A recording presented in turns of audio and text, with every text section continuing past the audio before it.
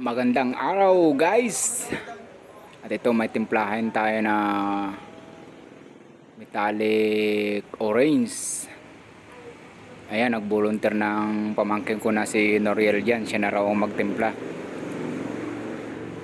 Urethane yan guys. Galing pa sa bayan ng Mamburao. Pinadala na lang sa sa van yung sample para makarating dito sa San Jose.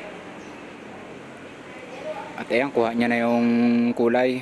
Bali shading na lang yung pinag-aaralan niya ng pamangkin ko. Sa part na yan, hinayaan ko na lang siya. Hinayaan ko siyang dumiskarte para makita niya yung kulang. At dito naman ako nagtimpla sa isa nating buyer.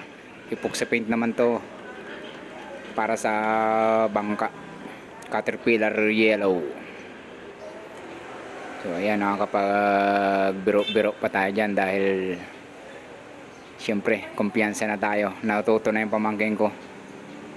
Meron na tayong katuwang o katulong pagdating sa mga timplaheng pang sasakyan. Ayan, katulad niya, syempre tinuro ko sa kanya wag niyang bibiglain. Paunti-unti lang hanggang makuha niya yung kulay.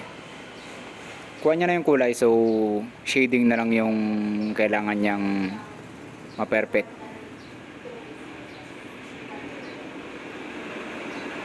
Siyempre bago-bago pa lang siyang natututo.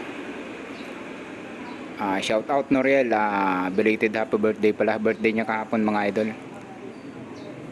Ayan.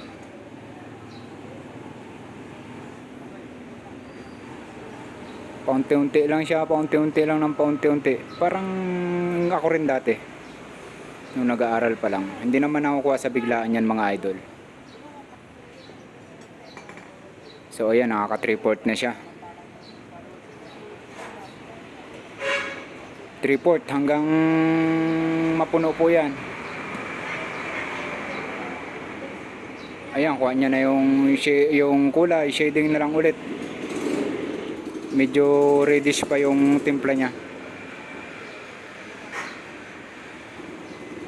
At dyan sa part na yan, nakapakwento na siya. Meron na siyang confident sa sarili.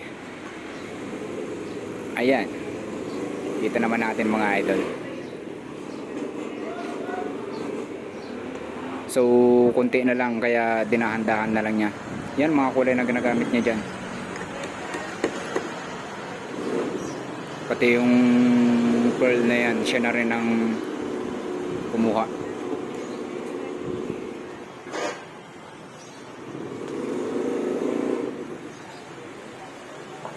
So ayan.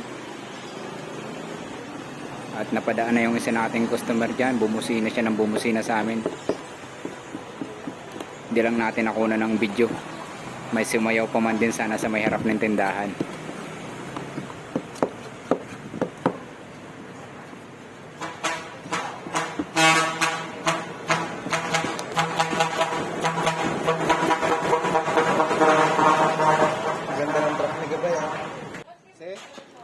At ayun, bumusina na ang truck ni Gabay. Isa rin nating customer.